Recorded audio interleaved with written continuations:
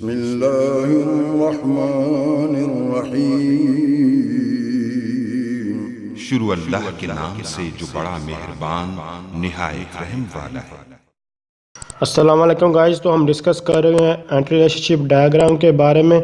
तो बेसिकली इस ट्यूटोरियल में हम जानने वाले हैं, हमारे पास एट्रीब्यूट्स की टाइप है कंपोजिट एट्रीब्यूट। तो इस आने वाले ट्यूटोरियल और जो इससे पहले ट्यूटोरियल में आपको जो बता चुका हूँ एट्रीब्यूट है जहाँ क्या होते हैं या फिर एंटिटी वगैरह क्या होती हैं, तो पहले वाला ट्यूटोरियल नहीं देखा तो काइंडली वो भी देख लीजिए। और कंप्लीट इन्फॉर्मेशन चाहते हैं तो आने वाले ट्यूटोरियल को भी ज़रूर देखिएगा। तो इस ट्यूटोरियल में हम जानते हैं कि कंपोजिट एट्रीब्यूट क्या।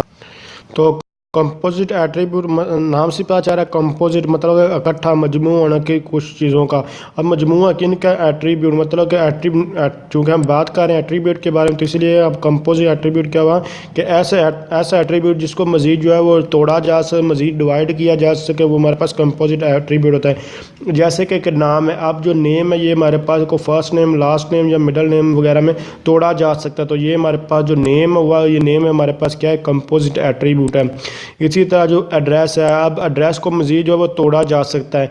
तो ये हमारे जैसे कि एड्रेस में जो जिप कोड है, सिटी, स्ट्रीट नंबर, ये सारा कुछ, विलेज नेम, ये सब कुछ जो है वो इंक्लूड हो सकता है। तो ये हमारे पास क्या है, इसको मज़ीद जैसे कि ये इसको तोड़ा गया, इसी तरह जो इसको भी जो है तोड़ा जा सकता है, इस तरह लिखा जा सकता है। तो ये हमारे पास जो है नेम है, ये हमारे पास कंपोजिट एट्रीब्यूट, और इसी तरह एड्रेस हमारे पास एक कंपोजिट एट्रीब्यूट है। जबकि एज जो है ये हमारे पास कंपोजिट एट्रीब्यूट या एट्रीब्यूट ज़रूर है, लेकिन ये कंपोजिट एट्रीब्यूट नहीं है। तो आप कंपोजिट एट्रीब्यूट को कैसे लिख सकते हैं, इस डायग्राम के थ्रू आप मुझे बता सकते हैं कि कौन कौन से कंपोजिट एट्रीब्यूट्स हैं। तो वही कंपोनेंट जैसे कि एड्रेस के बारे में आपको बताया, तो इसका लिखने का मेथड ये है कि ये कंपोजिट जो एट्रीब्यूट है ये उसको ओवल शेप में उसी तरह लिखे, और इससे आगे जो एट्रीब्यूट्स इसी तरह लाइन थोड़ी लाइन लगाए और ओवल शेप में ही इसको जो है वो लिखा जाता है। जिस तरह ये लिखे हुए इस तरह जो है कंपोजिट एट्रीब्यूट को लिखते हैं। जब हम रिलेशन डाटाबेस में जब इसको डाटाबेस में एंटर करते हैं तो ये एड्रेस को जो है वो स्टोर नहीं किया जाता, वहाँ सिर्फ आपको ये जो नाम होते हैं जो लास्ट होते हैं कंपोजिट वाले, ये नाम जो है वो लिखे जाते हैं। जबकि कंपोजिट एट्रीब्यूट को जब पूछा जाएगा तो वो कंपोजिट एट्रीब्यूट हमारे पास एड्रेस होगा। और यहाँ से और जो हमारे पास नेम, ये कंपोजिट एट्रीब्यूट, इसको लिखने का मेथड ये आपको दिखाया जा रहा है।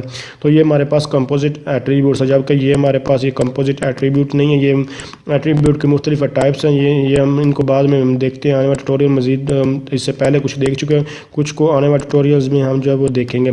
तो ये हमारे पास कंपोजिट एट्रीब्यूट नहीं है, एट्रीब्यूट ज़रूर है लेकिन कंपोजिट एट्रीब्यूट्स इसमें दो ही कंपोजिट, एक एड्रेस है और एक नेम है। तो ये दोनों हमारे पास कंपोजिट एट्रीब्यूट, इनका लिखने का मेथड ये जो आपको दिखाया जा रहा है, ये हमारे पास कंपोजिट एट्रीब्यूट को लिखने का मेथड। जब भी आप फॉर्म वगैरह फिल कर रहे हो तो आपको कभी भी नेम वहाँ शो नहीं होता, जबकि वहाँ फर्स्ट नेम और लास्ट नेम जो है डिस्प्ले हो रहा है। बेसिकली वहाँ जो है नेम होता है उसको वहाँ जो है नहीं लिखा जाता, जबकि उसके जो दोनों एट्रीब्यूट्स होते हैं उनको जो है वो लिख दिया जाता है। बाकी को इस चीज़ को जो कंपोजिट एट्रीब्यूट है उसको डाटाबेस में इग्नोर किया जाता है। और जब ये आईडी बढ़ाई जाती है तो उसको इस तरह लिखा जाता है जैसे कि ये अभी यहाँ लिखा हुआ है, इस तरह ही लिखा जाता है। तो अगर आप समझ रहे हैं ये वीडियो हेल्पफुल है, इसको लाइक, शेयर और कमेंट जरूर कि थैंक्स फॉर वॉचिंग। अल्लाह हाफिज़।